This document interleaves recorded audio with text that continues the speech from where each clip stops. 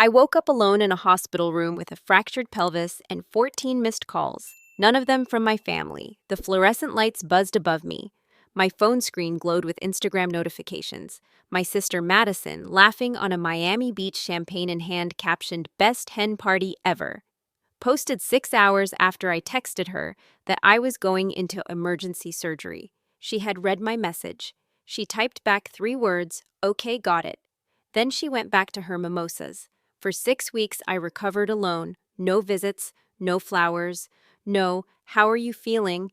Just silence until my parents finally called, not to ask about my health, to demand $35,000 for my sister's wedding. "You're single," my mother said. "You don't have expenses like Madison does. Family helps family." I listened to every word. Then I mailed them exactly $1 with a note that said, "Congratulations." I changed my locks that same night. 1 week later, 2 police officers stood at my door because my family had told them I was mentally unstable. But the officers were about to learn something my parents never expected them to discover. Have you ever realized that the people who should love you the most only loved what you could give them? My name is Taylor Collins. I'm 36 years old, a senior financial analyst at a consulting firm in the suburbs, and for most of my life I believed I was simply the daughter who didn't need much. It took a car accident, a hospital bed, and 3 words from my sister to show me what I actually was: a backup plan. The night everything changed started with rain. I was driving home from a late meeting, windshield wipers, fighting a losing battle against the downpour, when my car hydroplaned across the center line. I remember headlights. I remember the sound of metal screaming. Then nothing, until I woke up in an ambulance with pain tearing through my pelvis like fire. Through the agony, I fumbled for my phone. I called my mother. No answer. I called again. Voicemail. With shaking fingers, I managed to text my sister Madison. "Serious accident, emergency surgery, please tell mom and dad." I watched the screen, delivered, then read. I let myself breathe. Help was coming. The last thing I saw before the anesthesia pulled me under was my phone screen still and silent, no new messages. Lying in that ambulance, I thought about another moment when I'd waited for my family to see me. My college graduation 14 years earlier. I was the first person in our family to earn a degree, and I'd graduated with honors. At the celebration dinner, my parents presented my sister Madison, then 18, with a brand new car, a gift for starting her college journey. When they turned to me, my father handed me an envelope. Inside was a single-dollar bill. He smiled and said, "You're the strong one, Taylor. You don't need what Madison needs. This dollar is to remind you that you'll always be able to take care of yourself." Everyone laughed like it was charming. I smiled, slipped the dollar into a small envelope in my wallet, and said nothing. I kept that dollar for 14 years. I told myself it represented my independence. It took me far too long to recognize it for what it really was: a receipt for my place in the family hierarchy. The truth is, I had done well for myself. I owned my home outright, paid off through years of discipline and one fortunate refinance. I earned a salary that would have surprised my parents.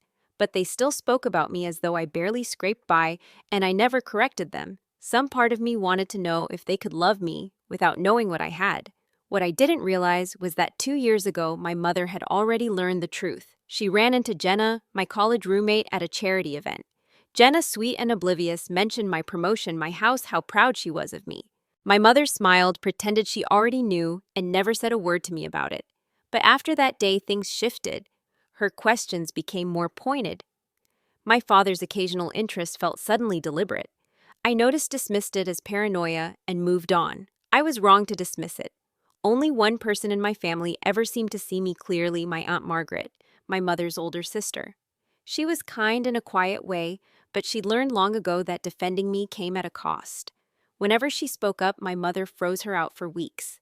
So Aunt Margaret watched from a distance, carrying pieces of conversation she wished she hadn't overheard, telling herself it wasn't her place. She knew something was wrong. She just didn't know how to tell me. I woke from surgery alone. The room was dim and cold. My pelvis was fractured. Internal bleeding had been stopped just in time. The doctor said I was looking at 8 to 12 weeks of recovery. I reached for my phone with trembling hands. No missed calls from my family. One text from my mother sent 7 hours earlier. "Hope everything is okay. Busy day here. Call when you can." One text from Madison. 3 words, Okay, got it. She had read my message about emergency surgery and typed 3 words. I didn't know it yet, but those 3 words were the beginning of a lie that would unravel everything I thought I understood about the people who were supposed to love me. The lie revealed itself 6 weeks later on a phone call I almost didn't make. By then, I could walk with a cane and manage most basic tasks on my own. I had handled everything alone during my recovery: insurance paperwork, medication schedules, physical therapy appointments 3 times a week. My neighbors brought me groceries. My coworker dropped off my mail. The people who barely knew me showed up more than the people who shared my blood. I kept telling myself my family was busy.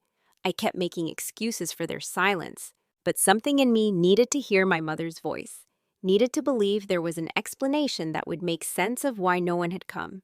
I called her on a Tuesday evening. She answered on the 4th ring, and immediately I heard it: music thumping in the background, women laughing, glasses clinking, the unmistakable energy of a party in full swing. "Taylor, honey, hold on. Let me step outside." A door opened and closed. The noise dimmed but didn't disappear.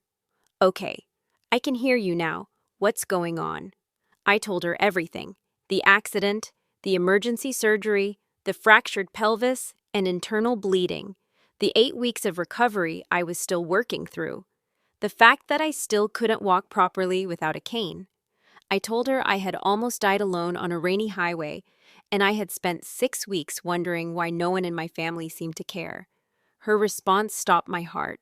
"Oh, honey, that's such awful timing. We're at Madison's hen party in Miami. The bridesmaids planned this whole trip as a gift for her. Isn't that sweet?" She paused, and I could almost hear her recalibrating. "Anyway, Madison mentioned you had a little fender bender, but she said you were fine. You know how dramatic you can be about these things. Can we catch up next week? The girls are waiting for me." I couldn't speak. Fender bender. My sister had told them it was a fender bender. Madison had read my text message about emergency surgery, typed, "Okay, got it," and then told our parents I had a minor car accident and was being dramatic. She had looked at my desperate plea for help and decided her hen party was more important than the truth. I hung up without saying goodbye. My hands were shaking so badly I nearly dropped the phone. Fender bender. The words echoed in my skull like an accusation. I had spent 6 weeks believing my family simply didn't know how serious it was.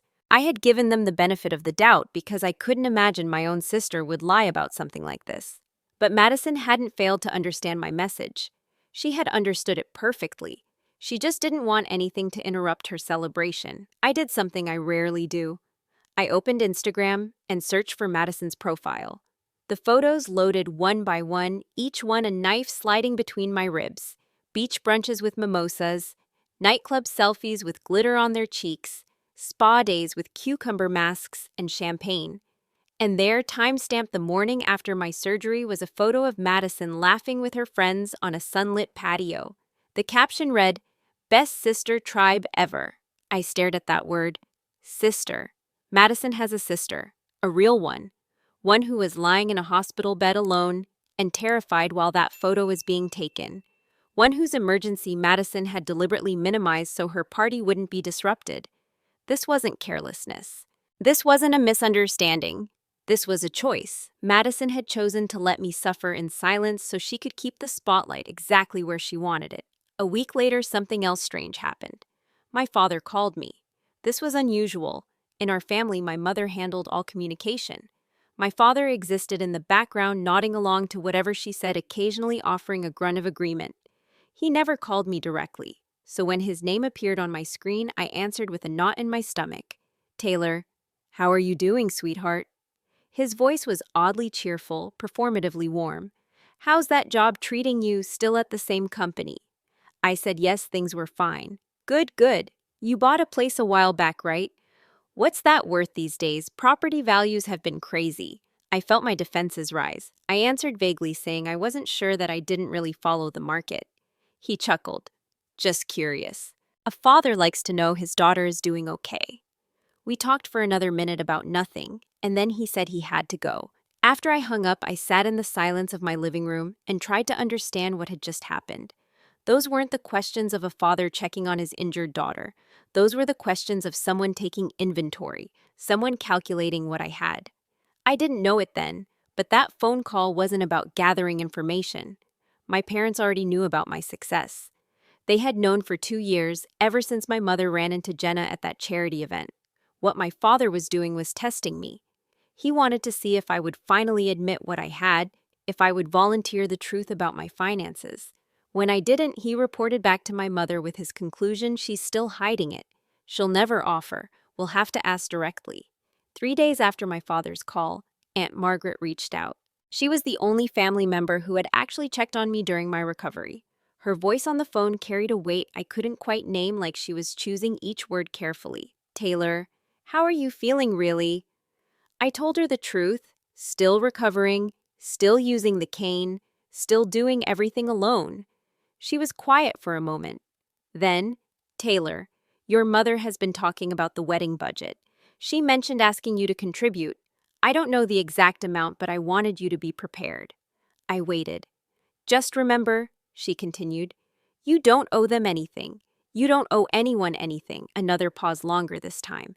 "And Taylor, things aren't always what they seem with your mother. Be careful, please."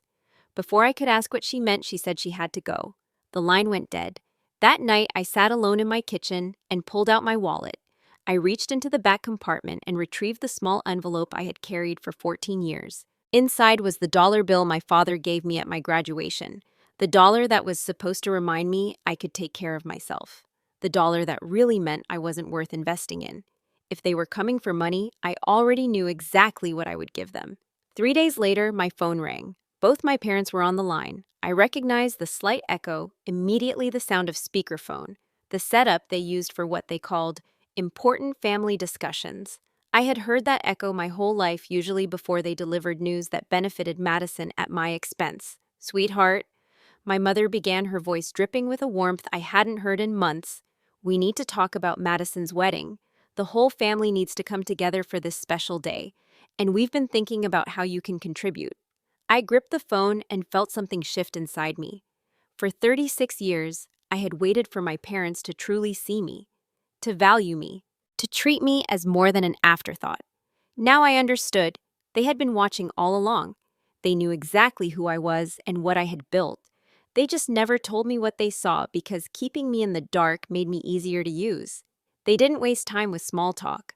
My mother's voice came through the speaker with practiced warmth, the kind she used when she wanted something. "Madison's wedding is going to be beautiful, Taylor. The venue is absolutely perfect. But we've run into a small problem with the budget." She paused for effect. "The venue requires a larger deposit than we anticipated. The caterer raised their prices. We're $35,000 short of giving Madison the wedding she deserves." $35,000. The number hung in the air like a sentence. My father jumped in right on cue. "You're single, Taylor. No children, no mortgage eating up your income. Madison is building a future with Brad. Surely you can help your only sister on the most important day of her life." I listened to the silence that followed, waiting for them to ask the question that any normal parent would ask: "Can you afford this?" But they never asked. They didn't phrase it as a request at all. They told me I could afford it, as if they already knew exactly what I had. As if they had done the math long before this phone call. "How did you arrive at exactly 35,000? I asked quietly. There was a brief hesitation on the other end. Then my mother speaking just a little too fast. "That's the gap in the budget. The point is, family helps family, Taylor. This is what families do." I filed away her evasion, the way she dodged the question, the way neither of them seemed surprised that I might have that kind of money available. 2 years ago, they thought I barely scraped by. Now they were asking for $35,000 without a hint of doubt that I could produce it. Something had changed, and they had never bothered to tell me what. "What if I say no?" I asked. The warmth in my mother's voice evaporated instantly like steam off a hot sidewalk. "Then I suppose we'll finally see what family really means to you." My father's voice hardened to match hers. "We've invested in this family our whole lives, Taylor. Everything we've built, everything we've sacrificed. It's time you contributed your share." Invested, the word landed in my chest like a verdict. Not loved, not raised. Invested. I wasn't their daughter in that moment. I was an asset that had finally matured. I was being collected on. 36 years of being the strong one, the one who didn't need anything, the one who got a dollar bill while her sister got a car. 36 years of invisibility, of being told I could take care of myself, while Madison received everything she pointed at. And now finally, I understood why. They weren't ignoring me all those years. They were positioning me, keeping me at arm's length so I would be hungry for their approval, keeping me in the dark about what they knew so I would stay manageable. And now, when they finally needed something, they expected me to hand it over without question, because that was the role I had been assigned since birth. I made a decision in that moment. I didn't argue. I didn't cry. I didn't explain about the surgery they never visited me for, or the hen party they attended while I lay alone in a hospital bed, or the word fender bender that my sister had used to dismiss my emergency so her celebration wouldn't be interrupted. I didn't give them 36 years of grievances to argue against, or minimize, or twist into evidence of my selfishness. Instead, I said simply, "I'll send something." My mother's voice brightened immediately, victory in her tone. "I knew we could count on you. You've always been the reliable one." I hung up without saying goodbye. That night, I sat at my kitchen table and retrieved the small envelope from the back of my wallet. Inside was the dollar bill my father had given me at my college graduation, the dollar that was supposed to remind me I was strong enough to take care of myself, the dollar that had really been a message about my worth in their eyes. I had kept it for 14 years. Now I knew exactly what to do with it. I wrote a note on a small piece of paper. The words came easily because I had been composing them in my heart for longer than I realized. "Congratulations! This is what I received from you when I graduated. I'm returning exactly the love I was given." I placed the dollar and the note in an envelope, addressed it to my parents, and mailed it the next morning with tracking confirmation. Estimated delivery 3 days before the wedding. 4 days later, Madison called. I almost didn't answer, but some part of me needed to hear what she would say, what excuse she would offer, what version of reality she had constructed to make herself the victim. Her voice shook with fury from the first word. "Do you have any idea what you've done? Mom has been crying for 2 days. Dad says you've betrayed the entire family. How could you send a dollar? How could you be so cruel?" I kept my voice steady. "I was in the hospital for 6 weeks, Madison. You told them it was a fender bender." Silence. I could almost hear her recalculating, deciding how to spin this. When she spoke again, her voice was different, harder, the performance stripped away. "You always make everything about you. It was my hen party, my celebration. I'm not going to apologize for having one good weekend. You read my message about emergency surgery and lied to our parents so your party wouldn't be interrupted. That party was for me, Taylor. My wedding, my moment. You don't get to ruin it by being dramatic about a car accident." Something shifted inside me. Not hurt, not anger, just clarity. Like I had been staring at a picture from the wrong angle my entire life, and suddenly everything snapped into focus. "Goodbye, Madison. I hope your wedding is everything you deserve." I hung up before she could respond. Then I blocked her number. The silence that followed felt like oxygen. But my family was not finished with me. The next week became a siege. My mother called from different numbers, trying to get through. I didn't answer. Voicemails piled up in my inbox, alternating between tearful pleas and cold fury. "We don't understand why you're doing this to us. After everything we've done for you, this is how you repay us. You're tearing this family apart." My father sent text messages demanding I stop this nonsense and act like an adult. Then they showed up at my house. I watched through the window as my mother marched up the front walk, my father trailing behind her. She knocked. She rang the doorbell. She called my name. I stood in my living room, cane still in hand from my morning exercises, and I did not open the door. After 20 minutes, they left. 2 days later, my cousin arrived. "Your mom asked me to check on you," she said when I answered. "She's worried about you." I smiled politely and told her I appreciated her concern, but I wasn't going to discuss family matters.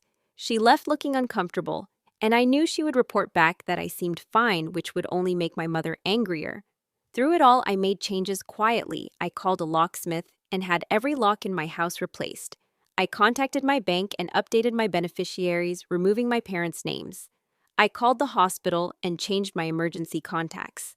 I didn't announce any of this. I didn't threaten or explain. I simply built walls where there had been open doors, and I did it without asking anyone's permission. 10 days after the dollar arrived, I heard a knock at my door. Through the window, I saw 2 police officers standing on my porch. I opened the door, Calmly, I had been expecting something like this. "Ma'am, we received a welfare check request," one of the officers said. "Your family expressed concern about your mental state. They say you've become erratic, isolated, and unresponsive to their attempts to reach you. They're worried you might be a danger to yourself." I smiled. "Officers, I've been expecting something like this. Please come in. I have quite a bit of documentation to show you, including text messages where my sister told my parents my emergency surgery was just a fender bender so her party wouldn't be interrupted." The officers exchanged a glance. One of them frowned.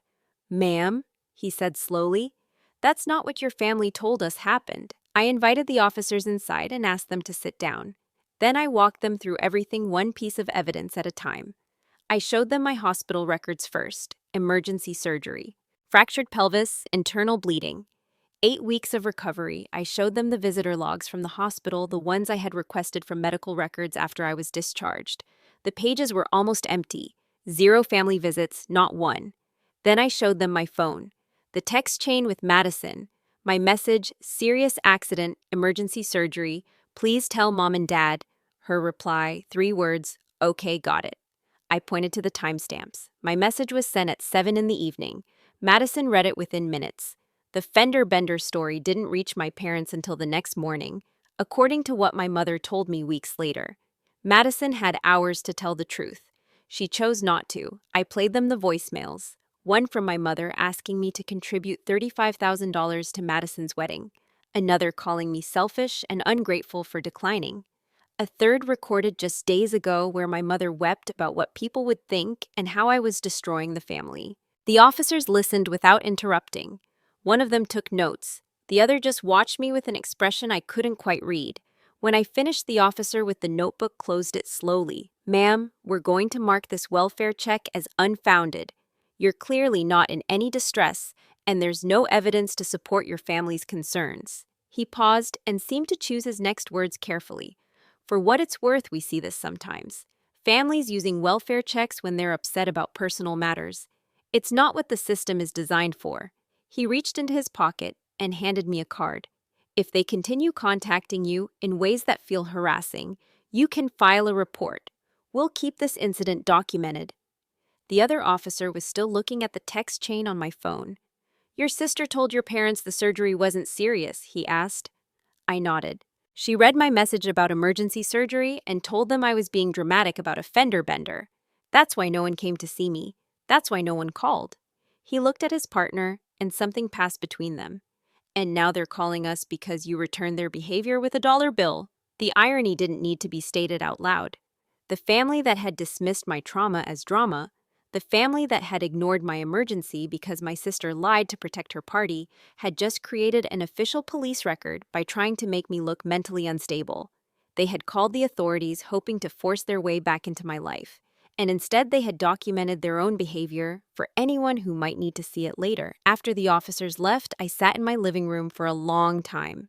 The house was quiet. My house, the one I had bought and paid off on my own without their help, without their knowledge, without their approval. They had tried to use the police to break through my walls, and instead they had exposed themselves. Word spread quickly after that. In families like mine, families that prize appearances above everything, gossip travels faster than truth. Neighbors had noticed the police car parked outside my house. They asked questions. Church friends, people my parents had cultivated relationships with for decades started whispering. Why wasn't Taylor at the hen party? Why didn't anyone visit her after her accident? What's this about $35,000? My parents tried to control the narrative. I heard later through Aunt Margaret that my mother told people I was going through something, and they were just worried about me. But each explanation required revealing a little more of the story, and each new detail raised more questions. If Taylor was going through something, why didn't you visit her in the hospital? If you were worried about her, why did you ask her for money while she was still recovering? If she's mentally unstable, why did the police find her calm and coherent with documentation for everything? The crack in their perfect image spread wider when Pastor David got involved. He had been the center of my parents' social world for as long as I could remember. My mother lived for his approval. Every Sunday, she dressed like she was attending a performance, and in a way, she was. Pastor David's opinion mattered more to her than almost anything. But Pastor David had heard 3 different versions of the story from 3 different people, and he didn't like inconsistencies. He asked to speak with my parents privately after Sunday service. I don't know exactly what was said in that conversation, but I know my mother came home and didn't speak to my father for the rest of the day. For the first time in my life, the spotlight my parents had always kept on Madison was illuminating something they never wanted anyone to see. The wedding plans began to collapse without the $35,000. The beachfront resort they had booked was replaced by a country club with a smaller ballroom. The live band was replaced by a DJ, some friend of Brad's from his college days. The honeymoon in the Maldives became a long weekend in Cancun. Madison was furious. According to Aunt Margaret, she blamed me for sabotaging her perfect day. But I hadn't sabotaged anything. I had simply declined to participate. I hadn't made phone calls or sent letters or told anyone what to think. I had just stopped subsidizing a family that had never valued me. And their inability to afford the wedding they had planned without my money revealed something I had suspected for a long time. They didn't ask me for $35,000 because they genuinely needed help. They asked because I was supposed to say yes. That was my role. That was always supposed to be my role. The reliable one. The one who didn't need anything, but would always give everything. A few days after the police visit, an email arrived from Aunt Margaret. She was the only family member whose contact I hadn't blocked, the only one who had ever shown me genuine kindness. "I'm sorry, Taylor. I've watched this family for years, and I should have said something sooner. I should have told you what I knew. Can we talk?" I read the email twice before responding. Part of me wanted to delete it and move on, but another part of me needed answers. I wrote back, "I think it's time you told me everything." 2 weeks before the wedding, a handwritten letter arrived from my mother. It wasn't a wedding invitation. I had thrown that away unopened days earlier. This was something else. I recognized her handwriting on the envelope and almost threw it away too. But something made me open it. "This has gone far enough. I don't know what we did to deserve this cruelty. After everything we invested in this family, after everything we sacrificed, this is how you repay us. You've embarrassed us in front of Pastor David. You've humiliated Madison. Is this what you wanted?" I read it twice. One word echoed in my mind louder than the others. Invested, not loved, not raised, invested. The same word my father had used on the phone when they asked for the money. The word that told me exactly what I was to them. That night, I called Aunt Margaret. "I need to know the truth," I said. "How long have they known about my job, about my house, about everything I have?" The silence on the other end of the line stretched 5 seconds. 10. Then Aunt Margaret sighed heavily, and I heard something like relief in her voice.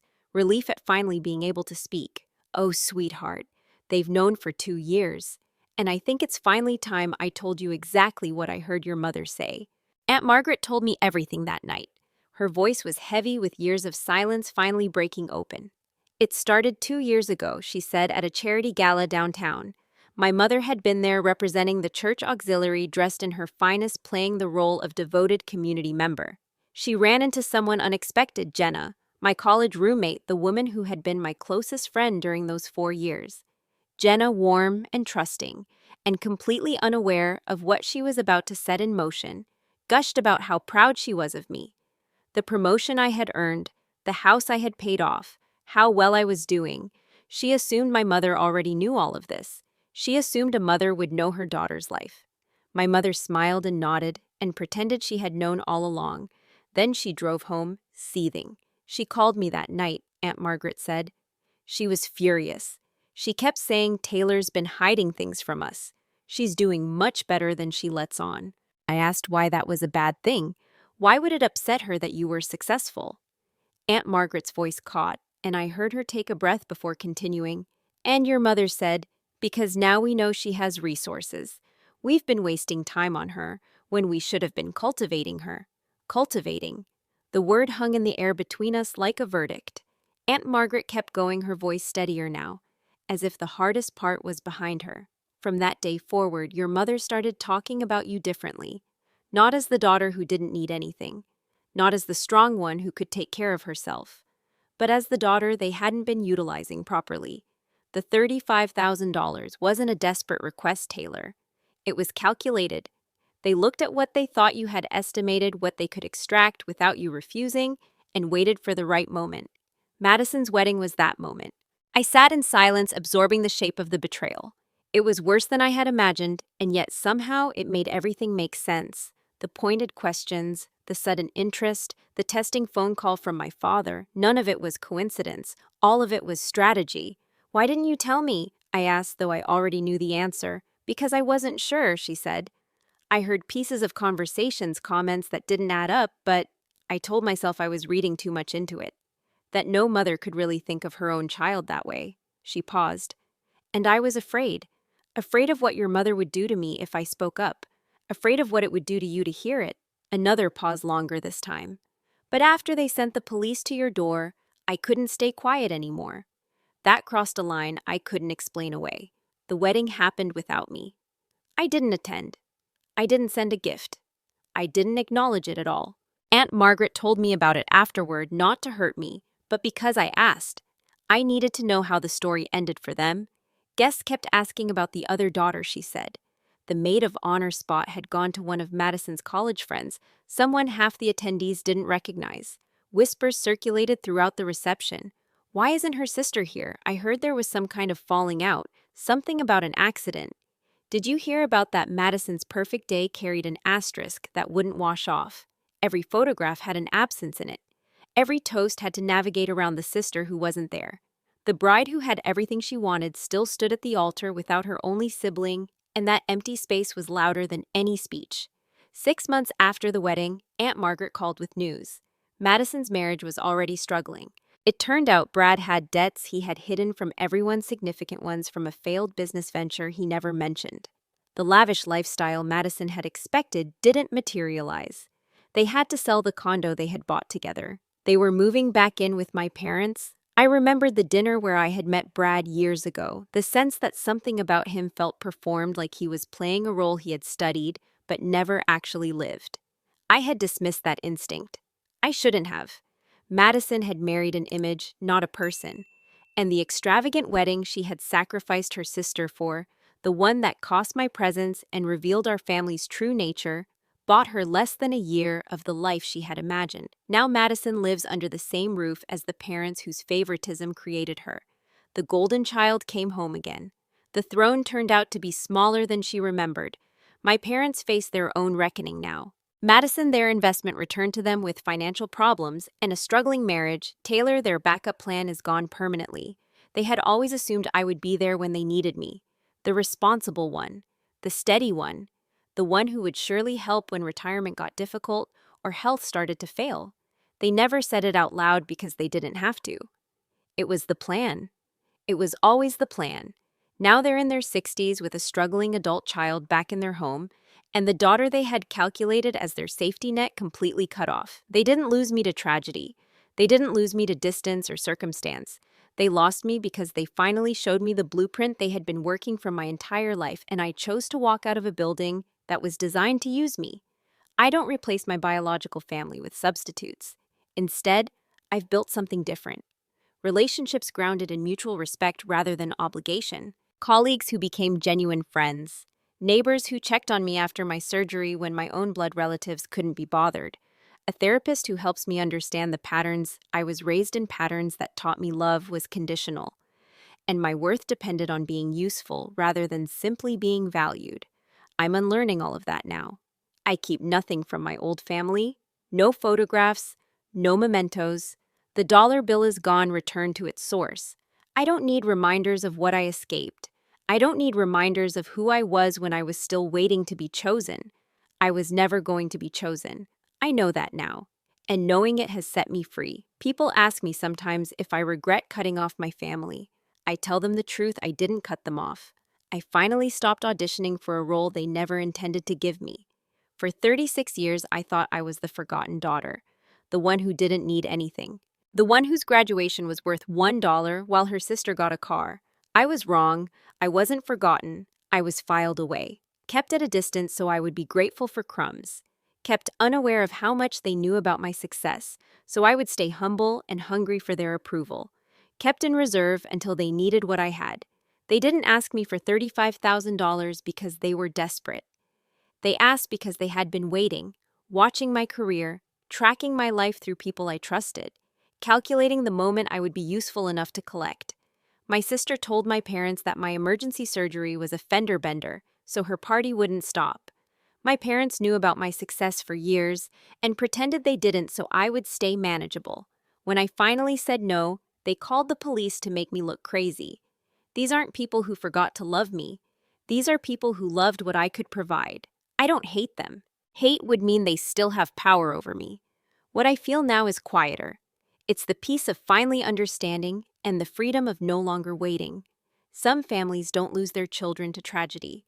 They lose them to blueprints their children were never supposed to see. I saw the blueprint, I walked out of the building, and I have never looked back. Taylor's story reminds us of something we often forget. Love should never come with a price tag. Real family doesn't keep score. Real family doesn't calculate your worth based on what you can provide. And real family certainly doesn't abandon you in a hospital bed while they attend a party, then show up weeks later asking for money. If you recognize parts of your own life in Taylor's journey, you're not alone. Many of us were raised to believe that being the strong one meant accepting less, that keeping the peace meant swallowing our pain, that family loyalty meant giving until we had nothing left. But here's the truth. Setting boundaries isn't selfish. Walking away from people who hurt you isn't cruel. Choosing yourself after years of being overlooked isn't betrayal. It's survival. It's self-respect. It's the kind of strength that nobody can give you a dollar bill to represent. The lesson here isn't about cutting off every difficult relative or holding grudges forever. It's about recognizing when love is genuine and when it's just a word people use to keep you useful. It's about understanding that you deserve relationships where your presence matters more than your paycheck. And it's about knowing that sometimes the bravest thing you can do is stop waiting for people to change and start building a life that doesn't depend on their approval. Thank you for listening to Taylor's story today. If her words touched your heart or made you think about your own experiences, I would love to hear from you. Leave a comment below and share your thoughts. Have you ever had to set difficult boundaries with family? Have you ever been the strong one who was expected to need nothing? Your stories matter, and this community is here to listen. If this video resonated with you, please subscribe to our channel and hit the notification bell so you never miss another story. Every subscription helps us continue sharing stories of strength, resilience, and the courage it takes to choose yourself. Until next time, remember, your worth is not measured by what you give. It's measured by who you are.